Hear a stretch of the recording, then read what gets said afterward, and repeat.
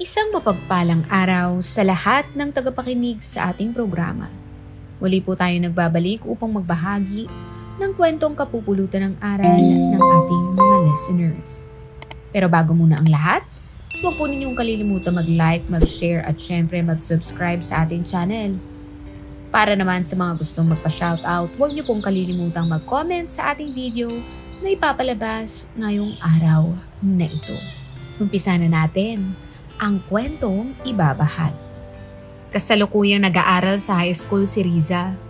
Lumaki siya sa pangangalaga ng kanyang tiyahin sapagkat maaga siyang nangulila sa mga magulang.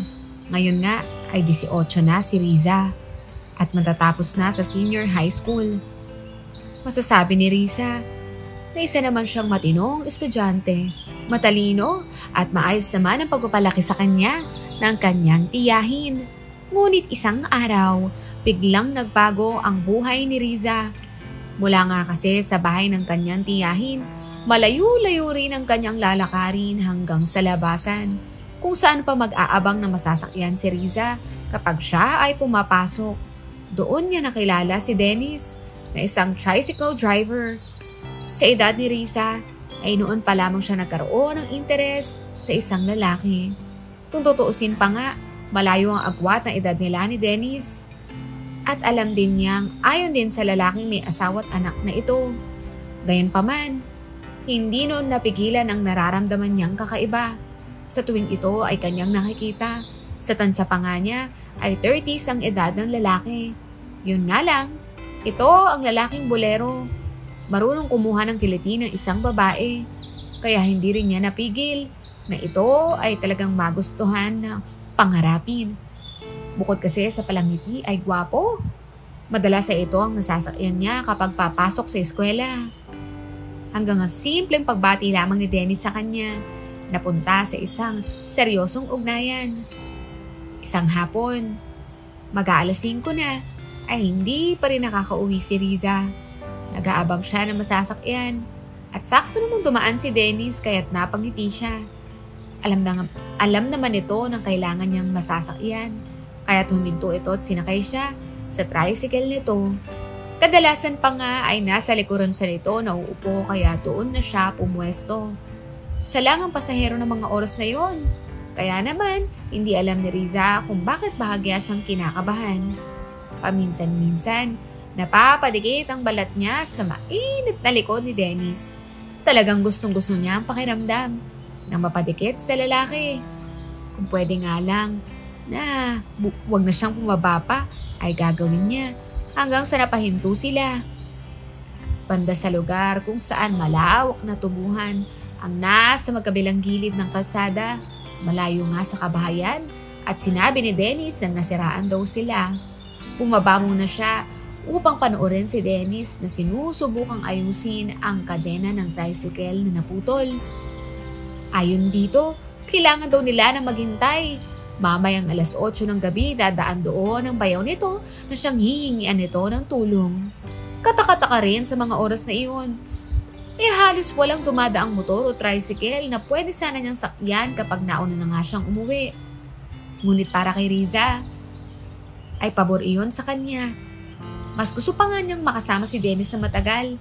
Maya-maya pa, madilim na nga ang paligid. Tanging ang ilaw ng tricycle lamang sa harap at sa likod ang nakasindi upang makita sila ng madadaan. Ganoon pa man, madilim sa bahaging kinauupuan ni Riza. Iisa ang direksyon lamang ang tinitignan niya. Hanggang sa mapansin niya na yata ni Dennis ang mga tingin ay pinupukol niya rito. Lumapit ito at saka naupo sa kanyang tabi. Nakikiramdam sila sa isa't isa hanggang sa nagawa nilang magbiruan. Hanggang sa nagawa nang ang hawiin ni Dennis ang kanyang buhok at kapwa sila natahimik. Para nang hasyang nasasakal ng mga oras na iyon. Talagang nag-iinit na nga ang buong sistema niya sa pagkakadikit nila na yun ni Dennis. Mukhang maging ito ay kakaiba na rin ang nararamdaman. At hindi nga siya nagkamali. Ilang saglit pa nga ay nagawa na siya nitong halikan ng mariin sa kanyang mga labi. Mainit ang halik na iyon at talaga namang nakakadarang. Yon ang unang halik ni Riza. Masasabi niya mapalad si Dennis at nagawa nitong halikan ang kanyang labi. Ganoon pala ang pakiramdam ng isang halik. Hindi literal na matamis, ngunit sadyang tamis noon kapag ninanamnam na ng puso. Ramdam niya ang init ng mga labi ni Dennis. Init na talaga namang ilang linggo na niyang pinapangarap. Ilang saglit pa ay tuloy ang kanilang halikan. Malalim at talaga namang hindi na mapaghiwalay.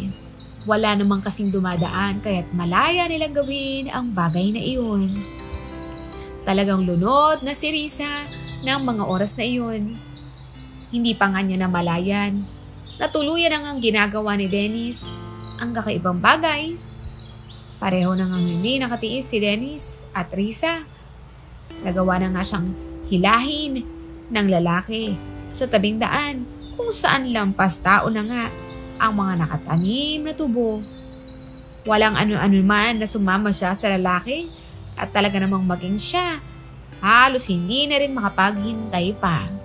Handa pa nga niyang ibigay ang lahat kay Dennis. Hindi na nga sila nag-aksaya pa ng oras.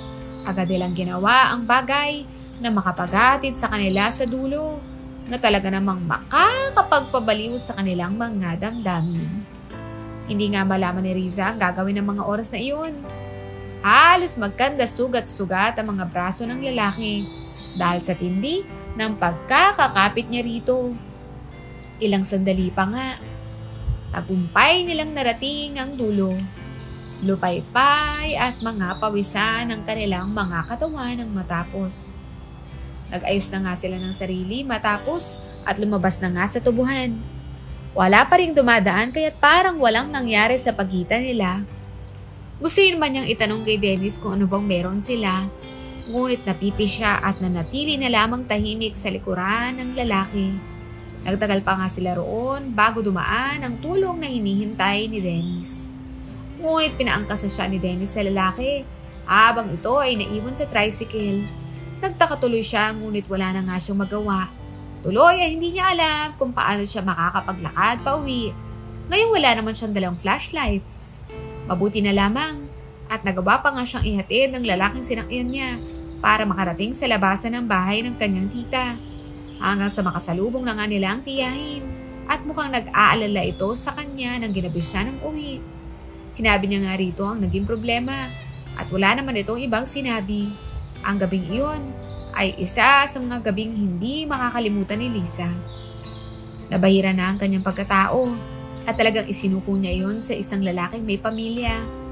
Ngunit ang isiping yun ay hindi hadlang kay Risa.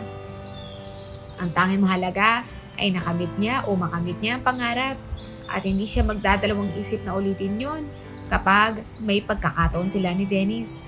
Ngunit simula nga ng gabing iyon ay nagbago si Risa. Palagi na niyang hinahanap ang ganoong bagay. Minsan pa, hindi siya napapakali ngunit hindi niya alam kung paano iyon mangyayari muli. Nakita kasi niya na halos araw-araw kasama ni Dennis ang asawa. Hindi niya nga alam kung nakatunog ang babae ng tungkol sa ginawa ng mister nito. Kaya nagagawa nitong sumama sana sa asawa nito kahit sa pamamasada. Naiirita tuloy si Risa. Ngunit meron pa namang paraan para pawiin ang kanyang nararamdaman. Yon ay pagtsatsaga na lamang niya sa kanyang sarili. Habang inaalala ang mga ginawa nila ni Dennis ng gabing iyon. Kahit papaano, nakatulog naman ang dalaga ng maayos. Yun nga lang, para sa kanya, hindi iyon sapat at kailangan niya talaga si Dennis. Kailangan niya itong makita at makasama kahit pa isang oras lamang. Kaya naman ang misang naisakay ni Dennis si Risa at nasa likod pa rin ito ang asawa, ay sinadya ni Risa na isama sa hawak niyang pamasahe ang isang maliit na papel kung saan may nakasulat na sana makipagkita ang lalaki sa kanya. Nakita man ni Dennis ang papel o hindi, pupunta siya sa labasan upang katagpuin si Dennis sa malawak na taniman ng tubo. Kinahaponan nga, maagang umuwi si Riza. Ibang tricycle driver na sakyan niya dahil hindi sila nagkita ni Dennis. Ganoon pa man, buo ang desisyon ni Risa na hintayin si Dennis sa sinabi niyang lugar. Nang makauwi pa nga, ay naligo muna at nagbihis si Riza. Talagang hindi na nga siya makapaghintay. Sana nga lang talaga ikatagpuin siya ni Dennis nang sa ganoon ay mapunan naman ang pangunguli ng nararamdaman niya rito. Pagkatapos niya nga kumain, nagpasya na siyang lumabas. Hindi nga siya nagpaalam sa kanyang tiyahin at tiyak marami itong itatanong. Naghintay nga si Riza sa ilalim ng puno na tabi lamang ng daanan. Siyak na kapag dumaan doon si Dennis ay makikita siya nitong naghihintay roon. Desperada na nga talaga siya ng mga oras na iyon. At talagang nakatatak sa isipan niya ang mga mangyayari. Naiinis siya sa asawa ni Dennis. Para itong uhaw na uhaw sa asawa. Hindi mawala-wala sa likuran ni Dennis. Tuloy ay nagsasuffer siya sa labis na pangungulila sa lalaki. Hanggang sa sumapit na ang 6:00 ng gabi. Ngunit wala pa nga rin Dennis na dumarating. Sa puntong ang iyon, inis na si Riza at siyak na pinigilan na naman ang buwisit na babaeng iyon si Dennis. Ginabi na nga tuloy si Riza at ang mas malala pa, bumuhos pang napakalakas sa ulan. Kung minamalas ka nga naman, talagang napapamura na lamang si Riza. Umuwi siyang basang sisiw sa bahay ng kanyang tiyahin. Buwisit na buwisit siya at wala man lang ni anino ni Dennis. Napilitan tuloy siyang maligo sa banyo at pagkadating sa bahay, lamig na lamig siya pagkatapos. Kumain na nga siya ng hapunan at sinabi na lamang niya sa kanyang tiyahin na may idinaan lang sa kanyang isa sa kaibigan niya sa labasan. Ang totoo, sinumpong lang naman siya ng kanyang kakatihan para sana makipagkita kay Dennis. Pakiramdam nga niya ay trinidor siya ng lalaki. Gayon ay kung tutuusin ay siya itong may kasalanan pumatol siya sa lalaking may nagmamay-ari na. Kinabukasan ay araw ng Sabado. Walang pasok kahit maglalaban na lamang ng mga uniform si Riza. Hindi pa rin mawala-wala sa isipan niya si Dennis. Itinuon na lamang niya ang atensyon sa paglalaba. Ngunit hindi naman siya agarang natapos dahil biglaan lamang naputol ang tubig. Wala tuloy siya may babanlaw sa mga nailabahan niya. Kaya't sinabihan siya ng tiyahin na hanapin kung saan nawala ang daluyan ng tubig galing sa bukal. Tumungo naman si Riza at sininda ng daan para ayusin ang problema nila sa tubig. Hindi na nga nagtagal ay naabutan niya roon si Mang Nestor. Nag-alangan nga siyang tumuloy sapagkat si Mang Nestor ay kilala sa lugar nila na may pagkabastos sa klase ng matanda. Ngunit hindi alam ni Riza kung bakit bahagya siyang nakaramdam ng galak sa naisip. Binati niya si Mang Nestor na noon ay abala sa pag-aayos ng hose. Mukhang nagulat pa nga ito sa kanya. Ngunit kaagad nang umiti ng makahulugan. Alam na agad ni Riza ang klase ng titig na iyon ni Mang Nestor. Gayunpaman hindi siya nakaramdam ng pangingilabot dahil gusto niya yun. Kung wala rin namang may balak na pasensya, baka kay Mang Nestor na niya ito nakuha. Sinadya ni Riza na tumabi kay Mang Nestor. Matanda na nga ito at sa tansya niya ay nasa 50 na nga ang edad. Merong sombrero at maduming balat, siguro gawa na rin ng kasipagan. Wala na nga itong asawa at nag-iisa na lamang sa kubo. Mukhang nagustuhan naman ng matanda ang pagkakadikit niya rito. Kaya ganoon na lamang ang pagtingin nito. Marami na nga itong sinabit, nagtulong silang ayusin ang bumaranghos ng tubig hanggang sa bahagyang lumabas o lumakas ang tubig. Kaya naman nabasa ang manipis na sandong suot ni Riza. Kitang-kita ni Riza kung paano nanlaki ang mata ni Nestor. Napatitig pala ito sa kanya. Imbis na makaramdam ng pagkaalibadbad, ay masinayaan ni Riza na titigan siya ng matanda. Mukhang masyadong nauhaw si Mang Nestor, kaya tumahimik na rin ito.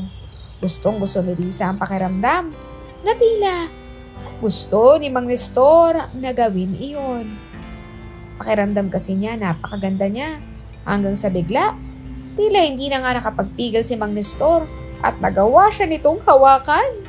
Nagulat man ang matanda sa mismong ginawa nito na para bang natakot na baka anong gawin niya ay napangiti sa isip-isipan ni Riza nang isang ideya pa ang pumasok sa kanyang isip.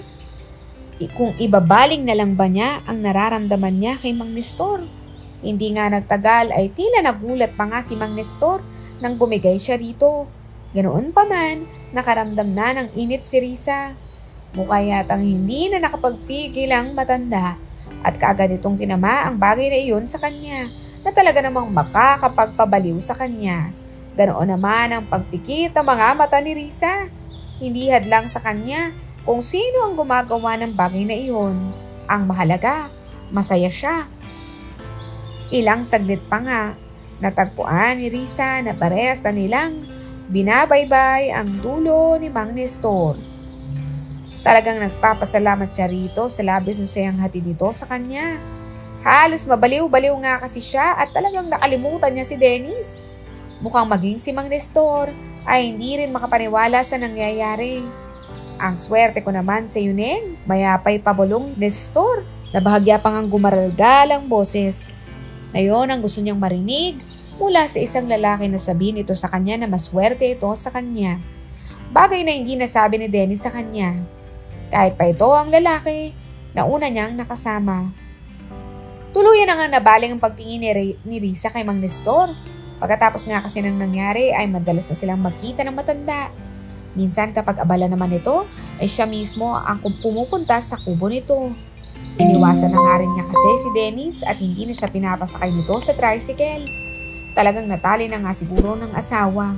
Pero ayos lang, naroon naman si Mang Nestor na handang punan ang kanyang mga pangangailangan. Yun na nga lang ay nagkaroon ng UTI si Risa dahil na rin sa palagi ay madumi si Mang Nestor. Minsan lang kumaligo ang matanda at hindi man lamang ito naguhugas. Ngunit napamahal na nga si Risa sa matanda. Kaya naman kahit ano bang nakikita niya rito, ayos lang iyon sa kanya. Noong araw nga na iyon, tinungo ni Risa ang kubo ni Mang Nestor. Ngunit naabutan niya itong nakikipag-inuman sa kakilala nitong isa ring magsasaka. Mukhang nagtaka pa nga ito nang makita siya na naroon. Ngunit tumiretso na lamang siya sa kubo. Maya-maya pa ay narinig niya ang dalawa na nagtatawanan sa labas. Ngunit hindi niya ito pinansin. Para nga siyang batang nagtatampo dahil hindi nabigyan ng oras ni Mang Nestor. Naghintay pa nga siya ng kalahating oras bago natapos ang inuman ng dalawa sa labas. Nagpaalam na si Denso kaya naman ganoon na lamang ang tuwa ni Risa. Balak na naman niya kasing mapawi ang init na nararamdaman niya at walang ibang alam na makakapagpapawi nun kung hindi si Mang Nestor. Hindi man malinaw kung ano ang namamagitan sa kanila. Ngunit kasintahan ang turing ni Risa sa matanda. Ito ang natatangi niyang kasiyahan. Bukod nga roon ay parang wala rin naman siyang pakialam sa kanyang pag-aaral. Tuluyan na nga niyang nagustuhan ang ganoong gawain. At talaga namang hindi niya iyon mapigil, lalo na kapag sinusumpong siya. Ilang saglit pa nga, pumasok si Mang Nestor sa loob ng kubo kung saan siya naghihintay. Siya na mismong sumalubong sa matanda. At kagad na kumapit sa batok nito at ginawa na nga ang gustong gawin. Sabik na sabik siya kahit pa amoy tuba si Mang Nestor. Tuloy-tuloy ang kanilang ginagawa na tsak kung makita man ng sino man ay talagang mandidire. Ngunit hindi si Riza. Hindi niya masukat ang sayang nararamdaman ng mga oras na yun. Hanggang sa tuluyan ang narating niya ang dulo. Nagtuloy-tuloy sa ganoong gawain si Riza. Talagang nalulung siya sa presensya ni Mang Nestor. Namomoblema na nga ang tiyahin niya sa kanya.